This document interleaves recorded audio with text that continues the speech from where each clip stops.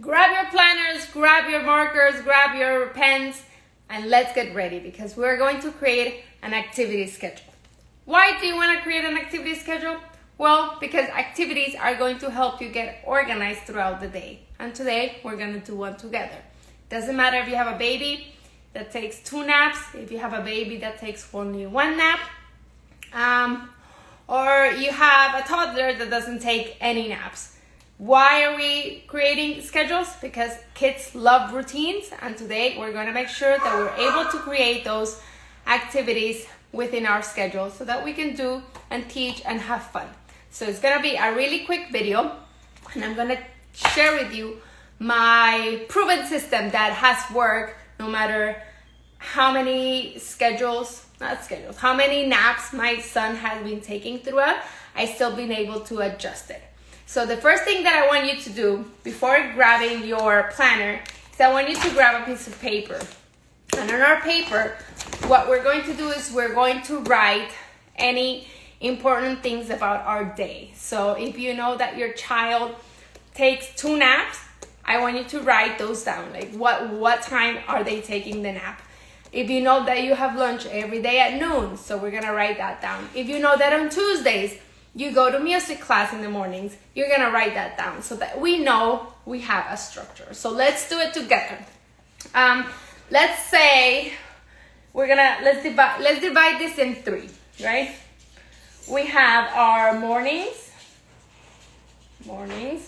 we have our afternoon,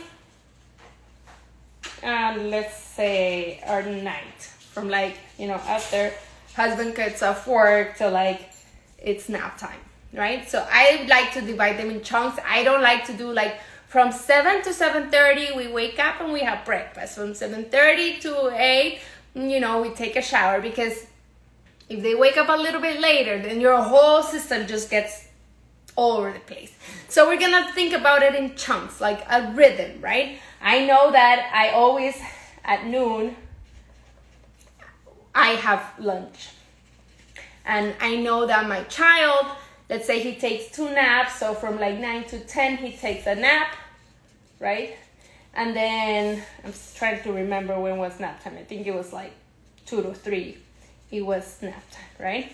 So that leaves you with different chunks of time that you need to think about what you're going to do, right? So we always start our mornings a little bit slow if we're at home.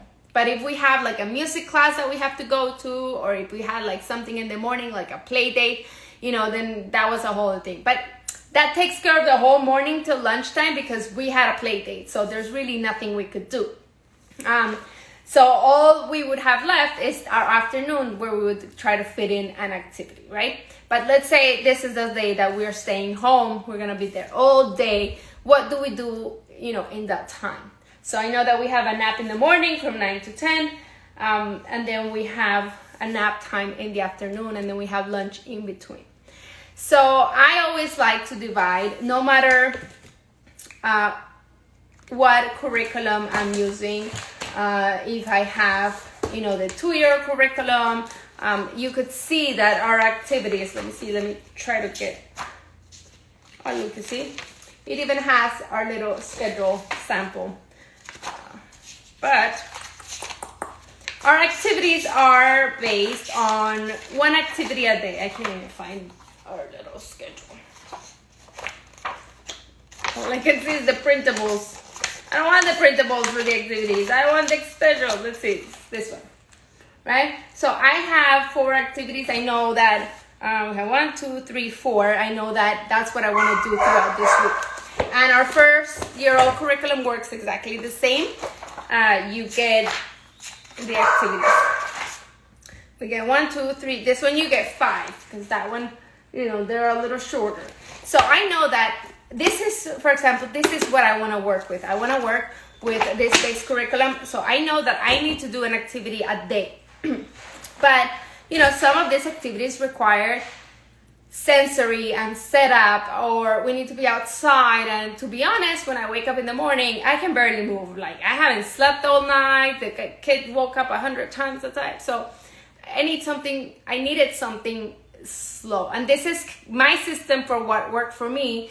What I want you to do is I want you to see how you feel in the morning, like track a few days how you feel in the morning. Where are you most energetic? Where do you give your child like your most energetic self? And try to put those activities in that place. So my mornings are slow. So that's where I would take I would call them breakfast invitations to play. So I would take our binders, and this is just my collection of all of our binders. And I would take a tray. And what I would do is I would choose one of our trays, one of our activities. So we're gonna use, every time I do a video, this page shows up. We're gonna do this one. This is gonna be our morning breakfast. So this is our quick learning activity that we're gonna do in the morning. So I would take apart our binder sheets, I would put it next to it, and then we would have breakfast together, and then I would just, present that to him, and we would do it together while I had my breakfast. As he grew older, what we ended up doing was we would pair this along with like a quick little art activity, like a free play, and we would come to the office, this is my office, and we would sit on his desk, and then we would do the activity. And that's as much as my energy would give me for the mornings. So it was breakfast, and then of course we would do something, fun to kind of get started, a little bit of learning, and then off we went to get ready, go for a walk, or, do whatever. So this sometimes would take 5 minutes, and then sometimes it would take an hour. He would be so engaged, we would take an hour. So it was awesome to kind of set those up. And sometimes I took my Fridays or my Saturdays when I had a little bit of time to think, and I would plan ahead what I was going to do each day. So let's say, Monday, we're gonna play with stamps. Tuesday, we're gonna do the colors. Wednesday, you know what? He's really into learning colors. I'm going to do like a color sorting. So you have little toys with little cups. And I'm gonna give you a sneak peek. This is actually gonna be on one of our future sensory boxes. So this is a little game with little tongs. And you can set it up on the tray, like present it nicely. So we're gonna put it on the tray. We're gonna put our tongs, and we're gonna put, our little toys. And then this will be, I would put it on the table, and that will be our Monday activity. And then they will just color sort if that's kind of what we're working with. So those are like our easy, no mess activities that I would do in the morning, like little quick things. So if you're into coloring, I do have a package called Learning Colors, and it gives you I think there's 12 easy activities that you can do like that is no mess that you can do. So mornings, that was as much as my brain could handle was that. So that was my little morning routine. And then you go outside, you take a walk, you have to walk the dog, morning goes by. Then you have lunch, or they take a nap, right? And then you have lunch, and then I would leave my sensory, messy activities for the afternoon. So let's fill up our wonderful Pinterest looking schedule. So in the morning, we're gonna do our breakfast invitation, right? These are the no mess invitation. And then let's say here we go for a walk, and then I can't write upside down, sorry, my talent doesn't go that far. So we would go for a walk, and then this one, it could be you can actually use our bucket list activities, that are screen-free toolbox, to do that walk. It has all the easy, is it here? Let's see if I have it here. Actually printed a bunch of them. So when you're gonna walk, that could be our screen-free activities that is easy and doesn't require a lot of activities. Let's say if spring, you're gonna run into the grass with no shoes, or you're gonna create a flower arrangement. So those easy and quick activities you can do in the morning while you are kind of waking up throughout the day, right? So instead of the walk, I'm gonna put our screen-free toolbox, right? You can get like easy, quick activities. And then by that it's over, then it's lunchtime and it's time to eat, and then it's time to clean up, and then it's time to change the diapers, and then maybe just, another coffee for mama. And then in the afternoon, maybe that's where I would do our lesson plan from our curriculum, which, usually will involve, if it's the 2-year-old, it's very sensory oriented. The 1-year-old is a little bit not as but it does require a little bit of setup, a little bit of material. So over the weekend, I would be like, okay, what is coming up? Which activities am I going to do? What supplies do I need? So you have that ahead of time. And then that in the afternoon, let's say after that nap time, because they are more relaxed, they are rested, that's where you're gonna do it. So during nap time, you go and you set it up. So let's say you're doing a sensory bin, so then you get your bin together, you put your mat, you get everything so that when they wake up from their nap and they're ready to play, it's all set up and it's ready. I'm gonna get some water. So let me know if you have questions in the meantime. So the key is to kind of plan ahead a little bit, but don't get super stressed out that you have to do like a sensory activity every single day, like so different. Like I have one sensory bin throughout the whole week. So if it's colorized, it's colorized the whole week, and then maybe we'll do some color sorting. And if I see that by Wednesday he's done with it, I'll change the toys, but I'll leave the rice. So don't feel like you have to like super plan everything, because you just keep it simple. And if you're following one of like the curriculum, it'll tell you exactly what you need, so it's gonna be easy. So for example, let's say it's cow week, and for cow week, for cognitive development, you're gonna need some cardstock and the cow silhouettes on the next page, and you're going to create a silhouette and make shadows on the wall. So that is actually one of my favorite activities. I still have these and I still use it, and I put it on a popsicle stick. So obviously this one you can do it, just have to make sure that you're going to your kids' room and then you turn off the lights, and it's so much fun to play with shadows. I fully recommend you do it. So that's like our afternoon. It's gonna be our sensory. See, I told you this was gonna be easy, because if your child doesn't have 2 naps, instead of just have one, you just adjust it. So you don't have to do like from 7 to 8, from 8 to 9, to 9 to 10, because when you schedule things like that, even like when I used to work at the office, like it doesn't work. You have to think about like in chunks, like how is your rhythm throughout the day going, so that you can create what works for you. If maybe you are super energetic in the morning, and then after your lunch you're like, I'm done for the day, I just need to survive till like nighttime, then flip it, right? Then do your most active activity, messy in the morning, your sensory. You're going outside, you're playing with shaving cream, you're playing with the hose, and then nap time comes and lunch, and then you're like, my day's over, I'm done. Then keep the easy activities. Maybe this activity is something that you create while you're making dinner, and then they're a little bit engaged next to you in the kitchen. So everybody's schedule is going to look different. You just have to see what works for you. And then nap time, 5 o'clock comes, that's home from work and it's their turn, so you can go cook.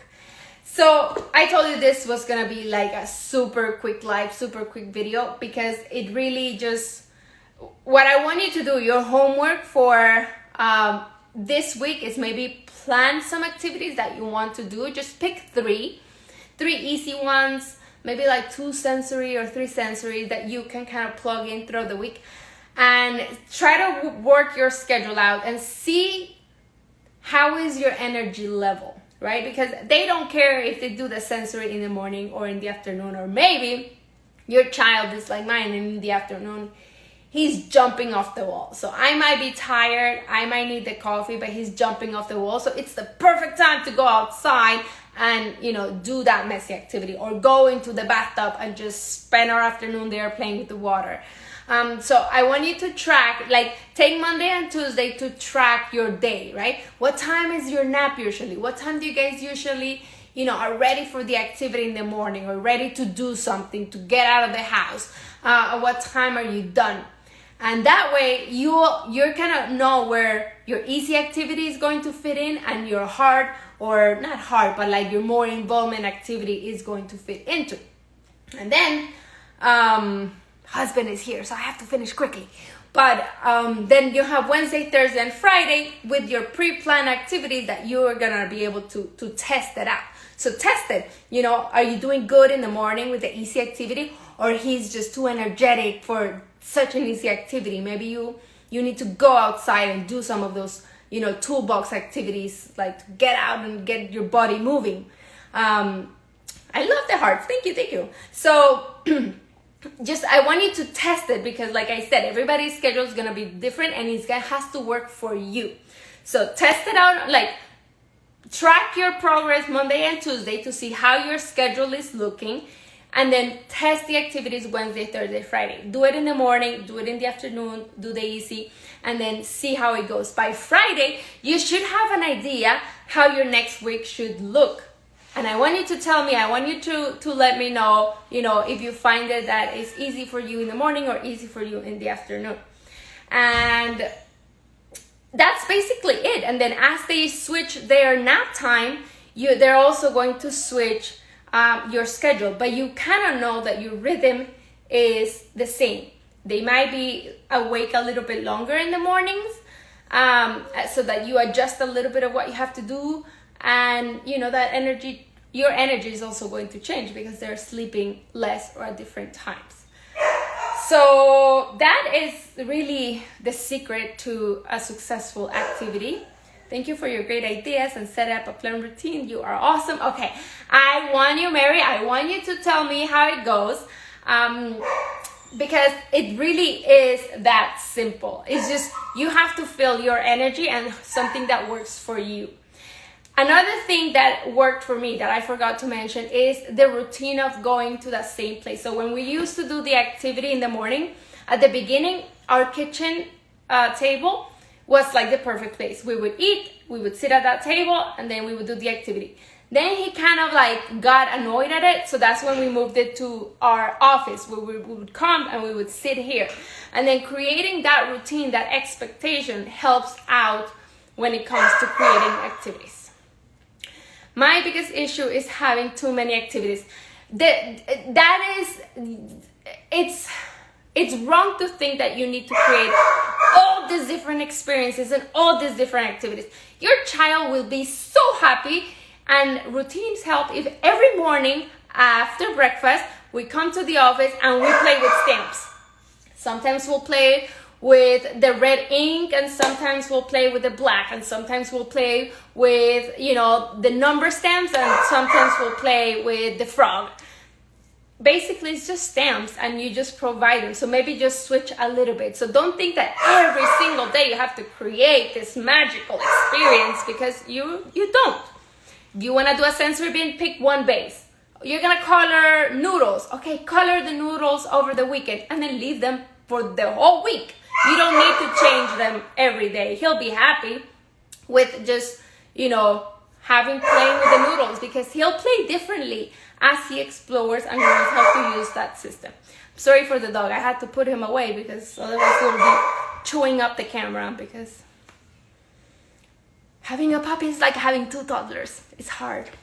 So I hope that helps. So don't think you have to have too many activities. Pick 2 or 3 and see how it goes. So they're actually at the door waiting for me. So we love your book. So I hope this was helpful. Text me, DM me how your routine is looking, and if you need if you guys need us to do like a quick run through of activities, we can always do that. Just choose some easy peasy and create like a little schedule together. So I love it. Thank you for coming. I know it's Friday, it's time to go, so I'll see you later. Bye bye.